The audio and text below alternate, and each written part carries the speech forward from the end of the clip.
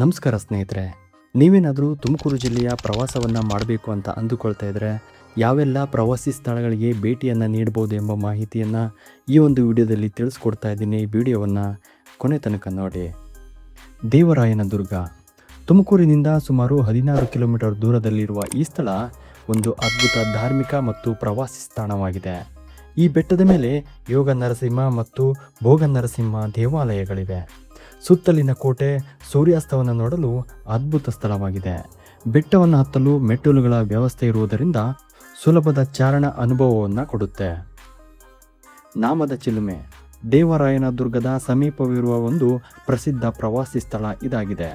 ಬಂಡೆಯ ಬಿರುಕಿನಿಂದ ನಿರಂತರವಾಗಿ ಹರಿಯುವ ನೈಸರ್ಗಿಕ ನೀರಿನ ಚಿಲುಮೆಯೇ ಇಲ್ಲಿನ ವಿಶೇಷ ಆಕರ್ಷಣೆಯಾಗಿದೆ. ಈ ಸ್ಥಳ ಪೌರಾಣಿಕ ಹಿನ್ನೆಲೆಯನ್ನು ಹೊಂದಿದೆ. ಇಲ್ಲಿ ವರ್ಷದ 365 ದಿನಗಳು ನಿರಂತರವಾಗಿ ನೀರು ಹರಿಯುವುದನ್ನು ಕಾಣಬಹುದು. ಮಧುಗಿರಿ ಕೋಟೆ ಏಷ್ಯಾದ 2ನೇ ಅತಿ ದೊಡ್ಡ ಏಕಶಿಲಾ ಬೆಟ್ಟ ಇದಾಗಿದೆ. ಈ ಬೆಟ್ಟದ ಮೇಲೆ ಭವ್ಯವಾದ ಐತಿಹಾಸಿಕ ಕೋಟೆಯನ್ನು ನಿರ್ಮಿಸಲಾಗಿದೆ. ವಿಜಯನಗರದ ಪಾಳೆಗಾರರಿಂದ ನಿರ್ಮಾಣಗೊಂಡು ನಂತರ ಹೈದರ್ ಅಲಿ ಮತ್ತು ಟಿಪ್ಪು ಸುಲ್ತಾನ್ ಆಳ್ವಿಕೆಗೆ ಒಳಪಡುತ್ತೆ. ಚಾರಣಕ್ಕೆ ಹೆಸರುವಾಸಿಯಾದ ಈ ಸ್ಥಳ ಅದ್ಭುತ ಅನುಭವವನ್ನು ಕೊಡುತ್ತೆ. ಸಿದ್ದರ ಬೆಟ್ಟ ಕೊರಟಗೆರೆ ತಾಲೂಕಿನಲ್ಲಿರುವ ಜನಪ್ರಿಯ ಪ್ರವಾಸಿ ಸ್ಥಳ ಮತ್ತು ಚಾರಣ ಸ್ಥಳ ಇದಾಗಿದೆ. ಇದು ಗುಹೆಗಳು, ಔಷಧೀಯ ಸಸ್ಯಗಳಿಗೆ ಮತ್ತು ಶಿವನ ದೇವಾಲಯಕ್ಕೆ ಹೆಸರುವಾಸಿಯಾಗಿದೆ. ಮಧುಗಿರಿ ಬೆಟ್ಟದಿಂದ ಈ ಸ್ಥಳ ಸಮೀಪದಲ್ಲಿದೆ. ಮಂದಾರಗಿರಿ ಬೆಟ್ಟ ಬಸದಿ ಬೆಟ್ಟ ಅಂತಲೂ ಕರೆಯುವ ಈ ಸ್ಥಳ ಸುಂದರವಾದ ಜೈನ ಪುಣ್ಯಕ್ಷೇತ್ರ ಮತ್ತು ಪ್ರವಾಸಿ ಸ್ಥಳವಾಗಿದೆ. ಇಲ್ಲಿಯ ಗುರುಮಂದಿರ, ಚಂದ್ರನಾಥ ಸ್ವಾಮಿ ಪ್ರತಿಮೆ, ಬೆಟ್ಟದ ಮೇಲಿನ ಬಸದಿಗಳು, ಮೈದಾಳ ಕೆರೆ ಹೀಗೆ ಪ್ರಮುಖ ಆಕರ್ಷಣೆಗಳು ಇಲ್ಲಿವೆ. ಏಕಶಿಲಾ ಬೆಟ್ಟದ ಮೇಲಿರುವ ಶಾಂತಿಯುತ ಪರಿಸರ, ನಿಸರ್ಗದ ಸೌಂದರ್ಯಕ್ಕೆ ಈ ಸ್ಥಳ ಹೆಸರುವಾಸಿಯಾಗಿದೆ. ಜಯಮಂಗಲಿ ಕೃಷ್ಣಮೃಗ ಅಭಯಾರಣ್ಯ ಇದು ಕರ್ನಾಟಕದ ಅತಿದೊಡ್ಡ ಕೃಷ್ಣ ಮೃಗಗಳ ಆವಾಸ ಸ್ಥಾನಗಳಲ್ಲಿ ಒಂದಾಗಿದೆ. ವನ್ಯಜೀವಿ ಪ್ರಿಯರಿಗೆ ಮತ್ತು ಪಕ್ಷಿ ವೀಕ್ಷಕರಿಗೆ ಉತ್ತಮ ಸ್ಥಳ ಅಂತಾನೆ ಕರೆಸಿಕೊಂಡಿದೆ. ಶ್ರೀ ಸಿದ್ಧಗಂಗಾ ಮಠ ತುಮಕೂರಿನಲ್ಲಿರುವ ಶ್ರೀ ಸಿದ್ಧಗಂಗಾ ಮಠವು ತ್ರಿವಿಧ ದಾಸೋಹಕ್ಕೆ ಹೆಸರುವಾಸಿಯಾಗಿದೆ. ಇಲ್ಲಿ ಮಕ್ಕಳಿಗೆ ಅನ್ನ, ಅಕ್ಷರ ಮತ್ತು ಆಶ್ರಯವನ್ನು ನೀಡಿ ಸಲಹಲಾಗುತ್ತೆ. ಶತಾಯುಷಿ ಡಾಕ್ಟರ್ ಶ್ರೀ ಶಿವಕುಮಾರ ಸ್ವಾಮೀಜಿಗಳಿಂದ ಪ್ರಸಿದ್ಧವಾಗಿರುವ ಈ ಕ್ಷೇತ್ರ 15ನೇ ಶತಮಾನದಲ್ಲಿ ಶ್ರೀ ಗೋಸಲ ಸಿದ್ದೇಶ್ವರರಿಂದ ಸ್ಥಾಪನೆಯಾಗಿದೆ. ಇದು ಸುಮಾರು 10,000ಕ್ಕೂ ಹೆಚ್ಚು ವಿದ್ಯಾರ್ಥಿಗಳಿಗೆ ಉಚಿತ ಶಿಕ್ಷಣ ಮತ್ತು ವಸತಿ ನೀಡುವ ಗುರುಕುಲವಾಗಿದೆ. ಯಡಿಯೂರು ಸಿದ್ಧಲಿಂಗೇಶ್ವರ ಸ್ವಾಮಿ ದೇವಾಲಯ ಕರ್ನಾಟಕದ ಸುಪ್ರಸಿದ್ಧ ಧಾರ್ಮಿಕ ಕ್ಷೇತ್ರಗಳಲ್ಲಿ ಇದು ಒಂದಾಗಿದೆ.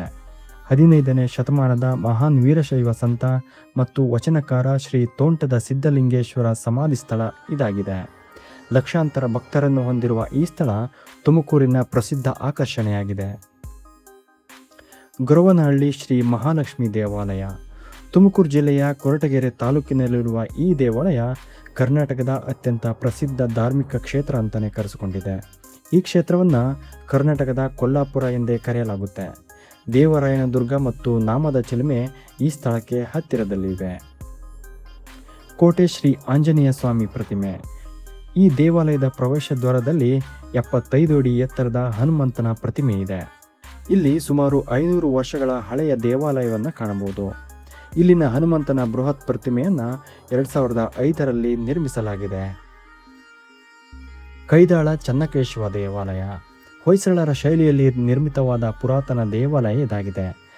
ಇದು ಖ್ಯಾತ ಶಿಲ್ಪಿ ಅಮರಶಿಲ್ಪಿ ಜಕಣಾಚಾರ್ಯ ಜನ್ಮಸ್ಥಳವಾಗಿದ್ದು ಅವರು ನಿರ್ಮಿಸಿದ ಕೊನೆಯ ದೇವಾಲಯ ಎಂದು ಹೇಳಲಾಗುತ್ತೆ. ಮಾರ್ಕೋನಹಳ್ಳಿ ಜಲಾಶಯ ಶಿಂಷಾ ನದಿಗೆ ಅಡ್ಡಲಾಗಿ ನಿರ್ಮಿಸಲಾದ ಈ ಜಲಾಶಯ ಪ್ರಮುಖ ಪ್ರವಾಸಿ ಆಕರ್ಷಣೆಯಾಗಿದೆ. ಇಲ್ಲಿನ ಶಾಂತಿಯುತ ಪರಿಸರ, ಸುಂದರ ಜಲರಾಶಿ ಮತ್ತು ಹಸಿರಿನ ತಾಣ ಪ್ರವಾಸಿಗರನ್ನು ಆಕರ್ಷಿಸುತ್ತೆ. ಯಡಿಯೂರು ಸಿದ್ಧಲಿಂಗೇಶ್ವರ ಸ್ವಾಮಿ ದೇವಾಲಯ, ಶಿವಗಂಗೆ ಬೆಟ್ಟ, ದೇವರಾಯನ ದುರ್ಗ ಈ ಸ್ಥಳಕ್ಕೆ ಹತ್ತಿರದಲ್ಲಿವೆ. ಸ್ನೇಹಿತರೆ, ಹೀಗೆ 10 ಹಲವು ಪ್ರೇಕ್ಷಣೀಯ ಸ್ಥಳಗಳಿಂದ ತುಮಕೂರು ಜಿಲ್ಲೆಯ ಪ್ರವಾಸಿಗರ ಆಕರ್ಷಣೆಯಾಗಿದೆ. ಈ ಎಲ್ಲ ಸ್ಥಳಗಳಿಗೂ ಕೂಡ ಭೇಟಿಯನ್ನು ನೀಡಬಹುದು. ಇದೇ ರೀತಿಯ ಪ್ರವಾಸಿ ಸ್ಥಳಗಳ ಬಗ್ಗೆ ಮತ್ತೊಂದು ವಿಡಿಯೋದಲ್ಲಿ ಸಿಗೋಣ. ಅಲ್ಲಿವರೆಗೆ ನಮಸ್ಕಾರ.